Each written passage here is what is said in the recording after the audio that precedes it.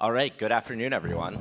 We have a fantastic group of panelists here today to discuss compliance amidst crypto's regulatory sea change. And it's been quite the sea change.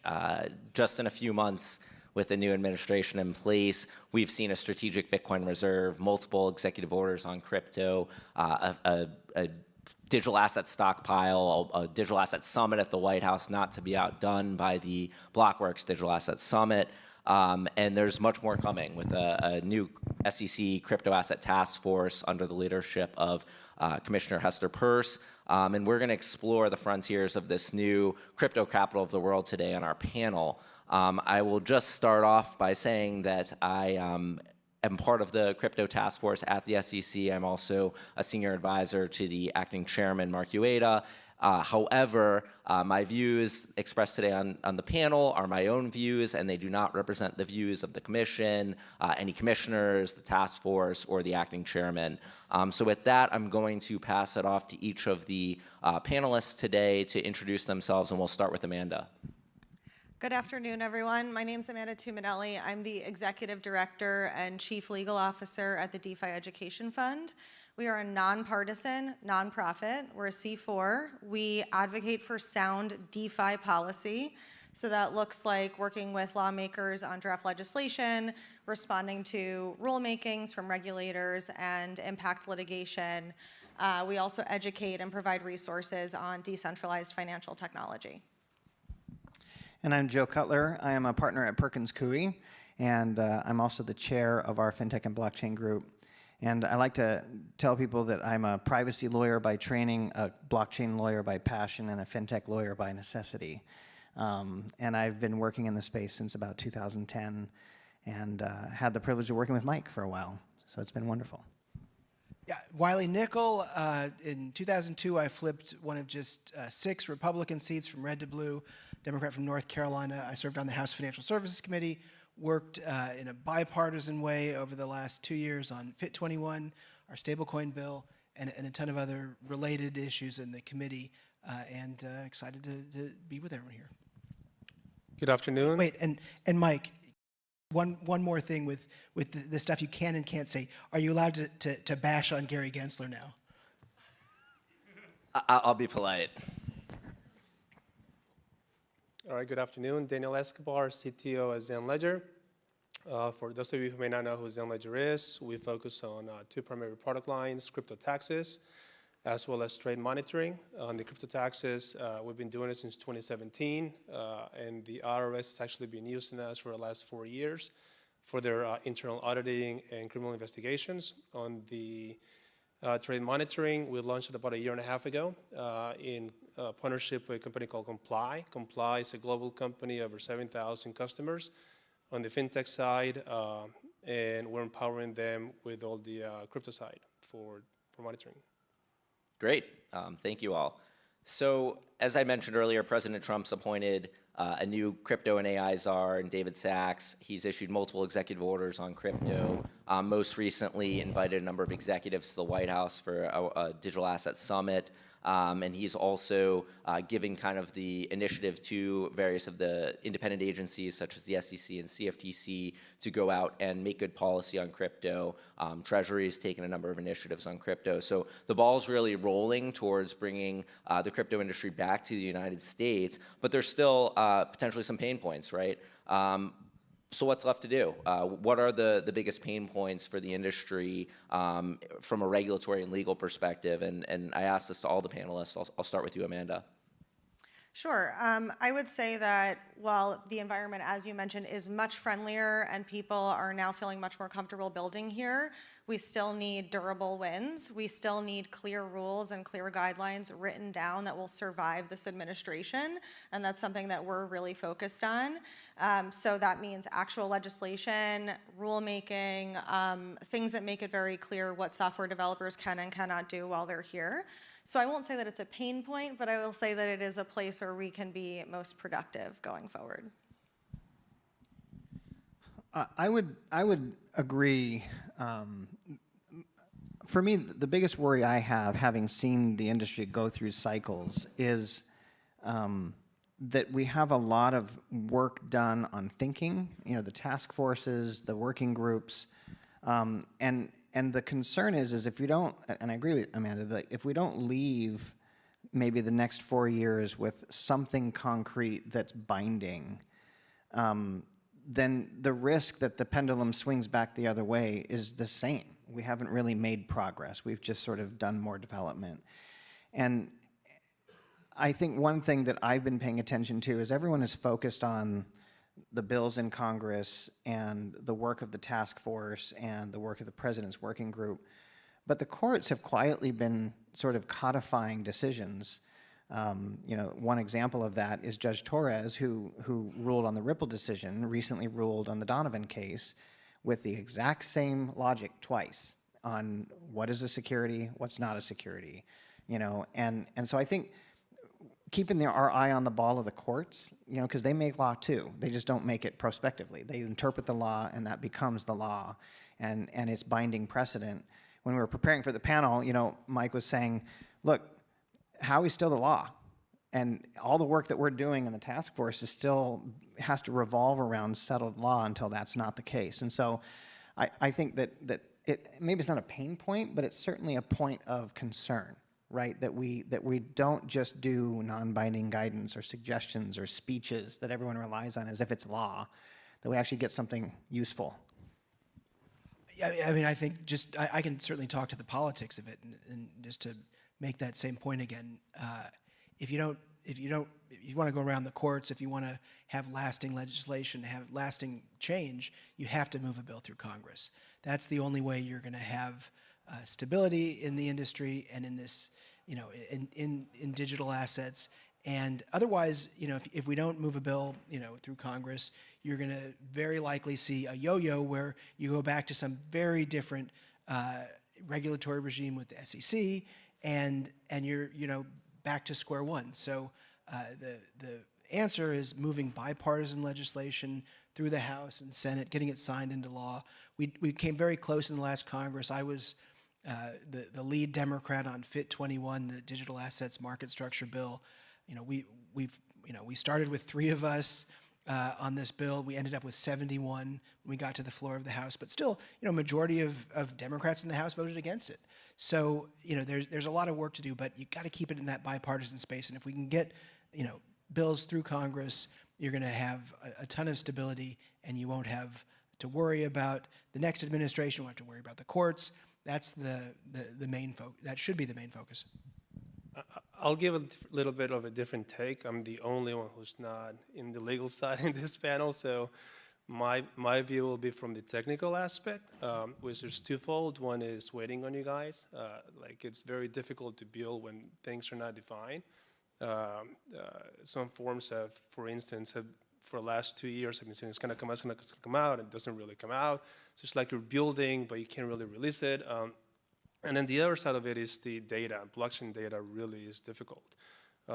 And so when all of these laws are put into place, if the technical side is not taken into account, it just complicates the aspect furthermore. So I'm coming at it from those 2 angles. Just how long it's going to take to wait on you guys, and second is, and really when is it going to go live, on what are the specifics, and also second, how are we going to translate that into actual code? How are we going to translate it to actually meet what people are using, which are tremendous amount of different blockchains.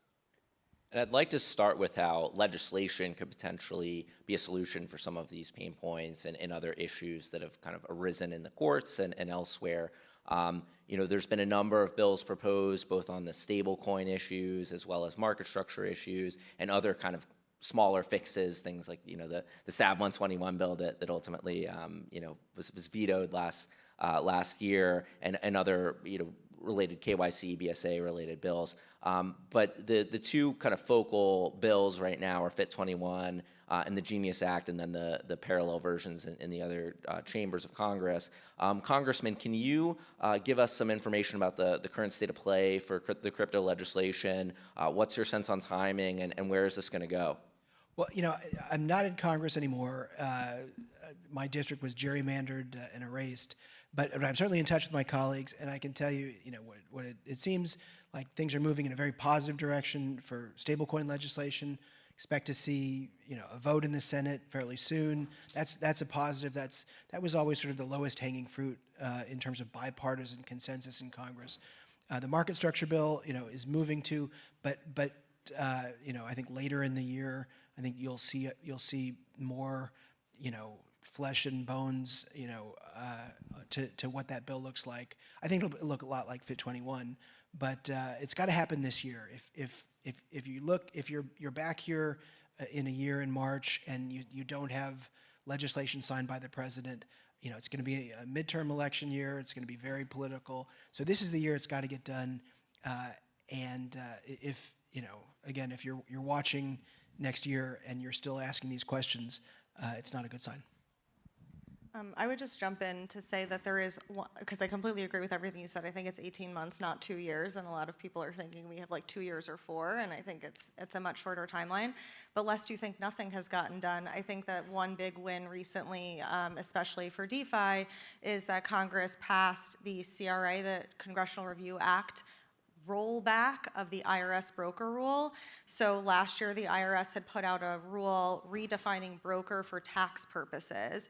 And the way that they had redefined broker would have made it hard to build DeFi in the United States and comply with tax code. So when that rulemaking came out, which I think was the Friday after Christmas, my organization sued same day, but Congress got it done in a bipartisan way to actually formally disapprove of that rule and make sure that it wouldn't go forward. So I feel like that was a big win and a sign of hopefully good things to come. And I worked a lot on SAB 121. That was a CRA that, I got a bill signed, that went through the House, through the Senate, onto Joe Biden's desk, and he vetoed it. But now we've seen that rule go away. So that staff accounting bulletin, another I think positive step. And in light of these CRAs, I mean, do we feel that crypto is kind of no longer a partisan issue? It's been made out to be a post-election, but really now we're seeing that there's been support on both sides, right, to overturn the IRS broker rule. Yeah, I mean, I think in Congress there's a very real danger that this becomes a very partisan Republican issue. Trump, is very good at kind of taking an issue and using it for his own benefit. But the future, if you want to have stability in the industry, it's got to be done in a bipartisan way. So that was what I fought for 2 years in Congress, to try to keep this issue in a bipartisan space. If we had, votes in the House where you saw all Democrats and all Republicans voting differently, it would have poisoned the well for a decade. So my hope is that the legislation we're going to see moving will be done in a bipartisan way. It's very easy to involve the Democrats, if you're Republicans in charge in these bills, and it seems like it's moving that way on the Genius Act. That's the stablecoin bill that is starting from a bipartisan place in the Senate. You've seen, you guys could probably talk about the numbers a little better, but a significant amount of Democrats voting in committee, and co-sponsoring that particular bill. And I think you've got a group of Democrats in the House that are going to be, very supportive too. Maybe not all of them, but there's certainly a good bipartisan group on those two issues. And I have a concern that keeps popping up and has popped up for a long time, which is we simultaneously want a lot of movement on legislation to fix all of the things that are stuck in limbo, but we also have not done a great job getting all of the people in Congress who are writing, debating, amending, and passing the laws to be fully educated on the impact of these bills. And I'm always surprised at the unintended consequences of broad-based legislation and how, this technology is, and I think it's not unique to blockchain, but any kind of transformative technology that's both transformative, complicated, and crosses multiple industries. I imagine, and I can't imagine how hard it is to legislate something like that with a bill, right? And so part of my concern always when a bill comes out that purports to sort of the stablecoin bill, I mean, at least it's limited to stablecoins, right, and not just crypto. But a concern that I always have is like, does it do it right, and does it do it from the perspective of understanding how the technology works, not just from a policy perspective, but down in the weeds. And I do have doubts about that. I have concern. I know there's a question later we'll talk about on the privacy piece, but that's a good example of where I get concerned. Yeah, and in the absence of a real legislative structure that's tailored for crypto, what we've seen over the years since the introduction of Bitcoin over about 15 years ago now, has been the states took the initiative to develop these state money transmitter regimes around crypto. They've developed, even in New York, for example, the BitLicense regulatory framework, where you have bespoke licenses for crypto participants. And really, it's been the labs of democracy at the state level where we've seen a lot of the innovation around new license regimes. And you know, the CFTC actually was a first mover in this regard too, where under my former boss's leadership, Chairman Giancarlo, the CFTC declared Bitcoin to be a commodity and greenlit Bitcoin futures. And of course, FinCEN has offered a lot of guidance and registered a number of money services businesses for offering exchange services in virtual currencies. And then, of course, the SEC came in, and there's been a lot of after story with the Gary Gensler saga. But I think it's important to note that there's been a lot of top-up kind of or bottom-up innovation in the legal licensing framework. But now a number of the bills would either give the authority to a single regulator or create a split between two regulators, and not necessarily acknowledging a lot of these existing state licensing frameworks. Joe, can you give us some background on what these licensing frameworks look like today, how they might interact with a federal scheme, either under the SEC or the CFTC, or maybe should the SEC and CFTC be combined into a single agency? How should policymakers and regulators and industry participants be looking at this kind of relatively confusing landscape for operating a crypto business today, with potentially 50 plus licenses being required to operate? Well, when this whole thing started, a little trip down memory lane for most of us. Like, the first big exchange was Mt. Gox, which stood for Magic the Gathering Online Trading, right? Online exchange. I mean, that's what it stood for. It was invented by some people who traded Magic cards, and crypto was Bitcoin was the only crypto then, and it was a pet project of some people in that community. And so at its basis, we have been debating about what is this thing forever. And the states were the first to step up and say, well, if you create something called an exchange and you can put money in and get something else out that you're using like money to buy cards, for example, that might be money transmission. And FinCEN followed shortly thereafter and sort of adopted the same rubric with its 2013 guidance. And it really wasn't, and that was the states kind of like, some states said they weren't going to worry about it, some states did, and it all depended on their various definitions. But there was a consensus for quite some time that, if anything, Bitcoin was kind of like money, and it was going to be treated, if anything, kind of like money. But then two things happened. One, around 2017, people started raising money and capital with tokens. And then there was a question that this isn't just like money. And two, people started tokenizing assets, and it didn't really function like money. And there lied, I think, the splintering of questions. And so from my perspective, if I'm a builder, I might be a little irritated that we called them exchanges. Imagine the world where the first trading institution was called a marketplace. Imagine what would have happened if we treated Mt. Gox like Amazon instead of a nascent foreign exchange, right? And so,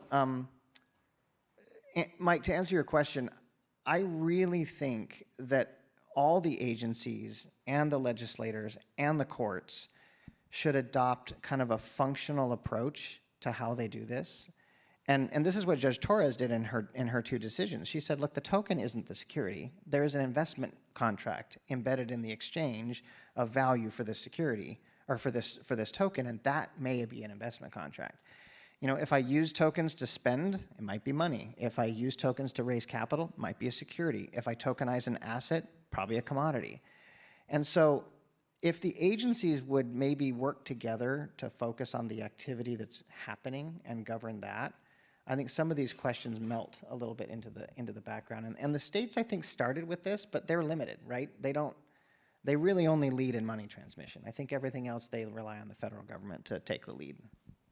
Yeah, and this discussion kind of reminds me of an exchange between Representative Richie Torres and then SEC Chairman Gary Gensler around Pokemon cards, where Richie Torres asked Gary Gensler if a Pokemon card is a security or an investment contract security, to be precise, and Gary Gensler said no, but then Richie Torres retorted that, well, what if I were to tokenize the Pokemon card and put it on a blockchain? And Gary Gensler really couldn't answer that question. He thought it could be a security. And so I think this leads to the question of how do we classify these things? Surely putting any collectible Nike sneakers, Beanie Babies, a payment instrument on a blockchain doesn't necessarily turn it into a regulated instrument under the federal securities laws and probably under many other payments laws and other things. How should lawmakers, policymakers, regulators go about classifying these things? I mean, Joe, to your point, should it really be based on the activity of the user, the platform where it's being traded, the issuer? How should we think about that? I don't want to dominate the time, but I'll give a short answer. I think that if you don't focus on the activity, you get stuck in an endless doom loop of taxonomies. And in my experience, it's almost impossible to get that right. There's always an exception. Someone always develops technology that's right between the two, and you're left wondering which fork in the road to take. And so I'd like to see the agencies try, honestly, to focus more on activities and less on things and see what happens. And Representative Nickel, how did Congress think through when it was going through the process of developing the FIT 21 Act and other legislation? How was it looking at crypto assets? Was it kind of thinking that these are all commodities, or these are a very novel asset class that should have a bespoke regime? What went into that classification exercise? Well, I mean, I think that just stepping back, the first point, just to get to that answer is, we are operating off of a 100-year-old securities law right now to decide what's a commodity, what's a security. Last year when we voted on FIT 21, that was the first time in our nation's history that we had a bill in Congress and a vote on the floor of the House about this issue. So, one of the things that Washington, and that at least Congress, is really good at is doing nothing. And we have done nothing for quite a long time. So, we need to act, and, we did our best to spell out those differences. There were some very real gaps, between the SEC and the CFTC. The bill did a lot to kind of fill that space. Patrick McHenry, who was then the chair of financial services, was even willing to make sure we got the funding for the CFTC so they could fulfill the obligations in the legislation. That's where we were, on that issue. And I think we did a pretty good job of, bringing a good product to the floor. We got a significant amount of Democrats, and I think if you're wondering what's going to happen in this Congress, you look to FIT 21. I think a lot of the work we did will be repeated in whatever bill moves in the House and Senate. And one of the biggest issues is that you can classify these tokens. Let's say you put them all in a bucket of non-security commodities, or you put them into various categories, right, of different types of goods, or even some could be securities. But all of these, of course, could potentially, under the Howey case law that we have today, be offered or sold as part of an investment contract. And what that investment contract definition means is different in different circuits, right? So you have splits along the lines of what constitutes commonality for purposes of what's called the Howey test. You have splits along the lines of what sort of profits are acceptable for an expectation of profits. Do they have to be an expectation of profits post-sale or purchase, or can they be an expectation based on material efforts that occurred before the sale? And so there's a lot of division in the course, and so you could imagine a world where you have things that are investment contract securities in some jurisdictions and not in others, and it really has to work its way up the courts. I'm curious, this is really a question for the full group, but I'll start with Amanda. How policymakers should be thinking about reconciling these legal decisions, and similarly how both regulators and policymakers, as folks are on the Hill, kind of thinking about legislation that could scope certain assets out, but then of course they're going to be potentially subject to securities laws to the extent they're sold in connection with an investment contract. Is a safe harbor or something along these lines really the best solution? Yeah, so I think high level from our perspective at DEF, we always want to take a technology-focused approach first. So we want to make sure that software developers are protected in their right to build technology. And I think that there are bills that have done that really well, and then there are other bills that have not focused on making sure that whatever we come up with, whatever compliance obligation or other obligation we come up with, is put on the correct human being as opposed to the software or software developers who have no ability to comply. So in terms of reconciling, as you said, splits within the court, Joe started to talk about this, like in the Southern District of New York alone, there's like at least 5 different cases that have touched on this exact question you're talking about, and judges have come out in different ways. We have Judge Fela, who heard the Coinbase case and is also about to hear the Tornado Cash case. She has an opinion in a Risley v. Uniswap case where she does recognize the difference between software developers not having third-party liability for third-party bad actors' conduct. And then we have a Coinbase case where she had a different take on securities law. So reconciling all of that in one district court is difficult, which I think is why we need Congress to legislate and make a federal, nationwide, clear rule that we can all follow. And then for regulators, we were very pleased to work with the SEC at the Crypto Task Force meeting we had, and we thought that that was a very productive meeting where we were able to actually get down to the nitty-gritty, talk about the technology, talk about making sure software developers are protected. Commissioner Peirce put out that request for information with very detailed questions that I thought demonstrated a real understanding of the nuanced technology. And I think that that's all great positive momentum in the right direction.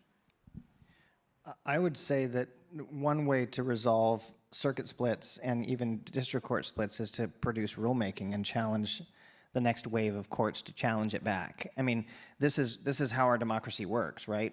I mean, lawmaking takes a long time to do a little thing, but then that often lasts for a long time. That's what legislation is for. Rulemaking by an agency can happen more quickly, and it can happen with more sort of scalpel-like focus on a particular issue. And when you've got circuit splits, sometimes I've seen this happen with the FTC back in the privacy days. Same thing happened. There were privacy cases that fell apart, different sides of the same issue across the country. And rather than wait for the motivated litigants to wind their way to the Supreme Court, the FTC did a big, furious wave of rulemaking on a bunch of privacy issues and waited for the ones in the courts that disagreed with that to sue. Right? And they would sue the FTC, not because they had any malice in their hearts. They sued because, wait, there's a district court decision that doesn't agree with your rulemaking. What am I supposed to do? And it would almost function as a de facto appellate method, where you're not measuring the district court's opinion, but you're actually bumping that against the FTC, and that gets its way up quicker. And so I do think rulemaking has a role. And you have a pretty motivated industry that you'll get a flood. Any agency that puts rulemaking out on this stuff is going to get flooded with input, which is exactly what they need. And I'll second Amanda's point. Like Hester's 48 questions are formative, and they're going to be amazing when people answer them. Yeah, I mean, I think it certainly, you want to get legislation through Congress. That's the best way to go around the courts, to get lasting, policy change. The one just point I will kind of make to jump off of that is if you care about this issue or literally any other, but specifically this one, educating members of Congress is so incredibly important. I can tell you, serving in a body with 435 people, most of them have zero clue about most issues that we vote on. They spend very little time, and you're a constituent, you have a relationship with your member of Congress or your senator, educating people on these issues, incredibly helpful for folks like me who are pushing. I spent, a year plus lobbying, my fellow colleagues. We did information sessions, we did private meetings, we had great CEOs come in to kind of understand and explain, why we needed legislation, why we needed to keep digital innovation in the U.S. And the ones who were willing to listen and engage, ended up voting for the bill and ended up being with us. But a huge part of that is representing your constituents. So, when you have the chance to talk to a member of Congress, use that to try to educate them, try to explain why your industry matters, why we want to keep those jobs here. Why for someone like me, having a bill like Fit 21 would help prevent the next FTX, to protect consumers. When you can kind of personalize things with your industry, you can really get a lot done. And I would just encourage everybody to use your ability and your position to push and educate folks in Washington. I don't really have a comment on that. I just have a question for you specifically. On the Democratic side, do you feel that this administration, more people on the Democratic Party are supporting the crypto initiatives versus be willing to be educated, in essence, versus what it was last administration? Yeah, I think we're seeing a good movement among Democrats in Congress. It's an older group, so it's a lot for some very older members to try to understand. I have these conversations where I have a colleague ask me if they can put a Bitcoin in their hand. Like, no, you can't do that. It's a tough group, but the more you can engage and educate folks, I think you're going to do better. Is that kind of? Yeah, I just want to feel comfortable that the Democratic side is trying to support the growth of crypto and not try to say, hey, for Democratic reasons, I want to hinder the growth of the industry, the push forward that Trump and his administration are doing for the benefit of all of us. I can kind of get to your point in one way. The data that I tried to push with my colleagues was who are the people that we represent. And if you look at the American public, 20% of the American public owns crypto. Mm-hmm. You have a ton of single issue voters there. So this is a big group, and it slices exactly down the line. This is even, crypto owners, even Democrats, even Republicans.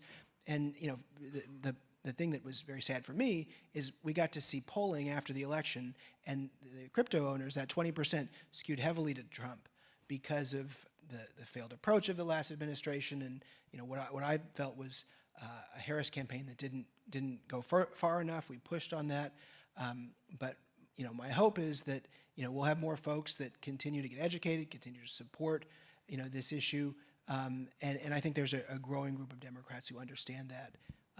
So I'm hopeful, but it's still there's still some folks who don't agree with me on the Democratic side. And Daniel, Zen Ledger offers compliance and software solutions for market participants, kind of taking policy and regulation and translating that into a product. Can you tell us how Zen Ledger builds its product and delivers this to users while taking into account the legal and regulatory environment surrounding its users? Indeed. So for us, compliance has always been part of our software from day one. We've taken a longer approach than most of our companies because we got to take into account what we know today, take into account what we're hearing is going to happen in the future, and also what exceptions may happen in between when something goes live. So for us, taking multi-tier approach, in addition to education, is really important. The education, not just for us internally in the company to fully understand what it is that we're building towards, how we're going to protect our customers, whether it's on the tax filings or it's on the trade monitoring side. We fully have to understand that internally, and then we also have to educate our users when there's some changes that are to take effect into new rules that may come into effect next year. So for us, those two things we're always with a close heartbeat on them for internal and external purposes. And we discussed earlier the CRA related to the IRS broker rule. Really over the past 4 years under the prior administration, there had been a number of efforts to bring decentralized software systems under a new regime that really was built around the prior legacy of intermediaries in financial markets, as well as in other areas such as payments. There was a CFPB wallet rule as well that was proposed. And of course, the SEC proposed its definition of an exchange that would have targeted a number of DeFi applications. How do regulators grapple with this difficult question of what is pure software on the one hand and what is an intermediary? Because surely there are a number of things that kind of sit in between, right? If I have a multi-sig that's 2 of 3 and the project team holds 2 of the 3 admin keys and can kind of upgrade and modify the contract, is that truly software? Is it something in between? Is that an intermediary? And you know, the same question comes up a lot with layer 2s. You know, is a sequencer akin to a central processing unit, or is it different because it's kind of writing down data to a blockchain? So I'd love to start with you, Amanda, on how you're thinking about DeFi being situated at the DeFi Education Fund. Yeah, so that is exactly the key question that we were thinking about every day. For us, it is a control-based framework. So who has control over what, and what degree of control do they have? So anytime we're looking at a draft bill or a rule, we are looking at where is the compliance obligation? Is it on a human being? Is it on a person who's capable of complying? Or is it on a software developer who never is going to collect any information in the first place? And when you're talking about a peer-to-peer, non-custodial protocol, everyone should think of that like the pipes. That is infrastructure, right? Like if you think about the SWIFT network, that's the pipes. It connects banks. Banks do KYC. Banks have AML compliance, but nobody goes to the SWIFT network and says, hey, will you please block this actual thing? It's the bank that blocks it, right? The SWIFT network is the pipes. So we think about true DeFi, the protocol level, as the pipes. It makes complete sense to put compliance obligations on centralized actors who take custody over funds, who have control over user funds. But for software developers who create a front end that doesn't collect any information and has no control or ability to take any actions with respect to user assets, it doesn't make sense to put compliance obligations on those people, and they can't comply with them anyway. So that's our perspective from the DeFi lens. And I don't think that there is like a great example yet of a bill or a rule that has like fully grappled with that and come out the other side. But I think that is going to be the subject of our response to the crypto task force. So more to come. I want to build on that, and maybe I had this great opportunity this year to write a paper with Carlo Reyes, who is a professor at SMU and a deep blockchain thinker. The paper's called Ready Layer 1, and it's a paper about the unfortunate situation that we often lump together non-intermediaries with intermediaries in the way that we legislate, and it calls for an approach to legislation that really focuses on functional activity. And I know I've harped on that today, but the basics. It starts with a thought experiment. And if you think about privacy laws, name a privacy law that governs the data subject. They don't exist, right? We don't, and financial laws very rarely govern the individual participants in the transaction. They govern the intermediaries. And like Amanda said, the paper calls for a broadening of the concept of certain aspects of blockchain technology to be treated as public infrastructure and regulated as such, or not regulated as such, exempted as such, right? The pipes. And you know, I would go a little further and argue that in most cases, with some caveats obviously, that layer 1 protocols are infrastructure. They're not the participants in the transactions. That DeFi protocols that are truly DeFi are the same way. That consensus node operators, mining activity, if you look at it through the right lens, it functions as that infrastructure, and it doesn't do a lot of good to try to regulate it because you want it to be efficient. You want it to do its job. OFAC, I'll finish with this. OFAC, for example, has suggested at times that mining operations should somehow be OFAC sensitive, and they should somehow respect sanctions. Well, what that ends up doing, if you think about it from a technology perspective, is it leaves unresolved a bunch of proposed activity that just sits there in the ether, not truth, We don't know what the transactions are. Better to let the miners do their job, settle the state of the ledger. You have an actionable piece of truth you can then sanction properly, the way that the law was designed to do. And so, that's the kind of education that we want to give lawmakers and regulators, is like go piece by piece and say, okay, and I love how you did that. Like, who are the sanctions, who's the party being regulated? Is it a person?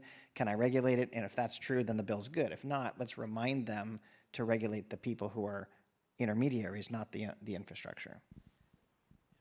Nothing here.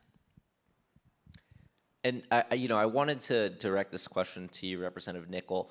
What ways can both the state legislatures and the federal legislature, and also, I guess, agencies for that matter, work to bring, redomesticate crypto businesses? Because the one really sad story over the past 4 years is that many of the blue chip crypto companies have left the United States, often for their favorite island location, and offered their products really offshore. And one of the initiatives, I think, of this administration is to find pathways for these businesses to come back to the United States and offer their products here.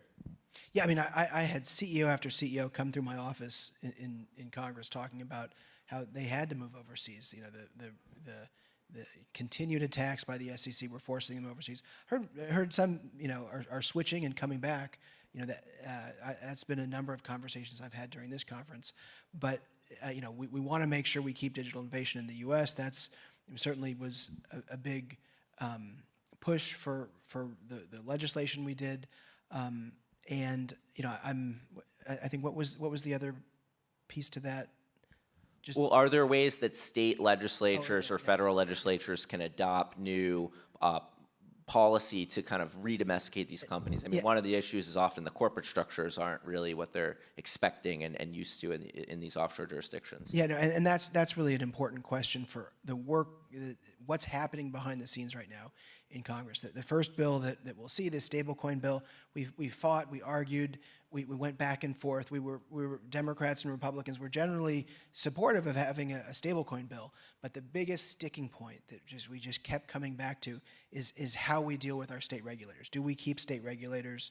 Do we have a path for states? For places like New York, North Carolina, we want to have our state regulators involved in some way. So that was the biggest sticking point for stablecoins and a number of other issues. Do we get rid of states altogether?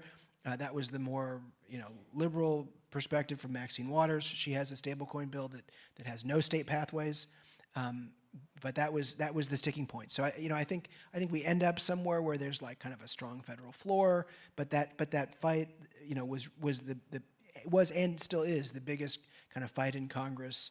As we're drafting legislation, is do we have a role for states or not? Yeah, there's a lot of policy making, rule making, legislation to be done in the crypto world, and it's an exciting time to be here. And thank you all for attending the panel. I do encourage you all to submit responses to the RFI that many have mentioned, that Commissioner Peirce put out there. We have 48 questions for your consideration, and really would appreciate your responses. So thank you all.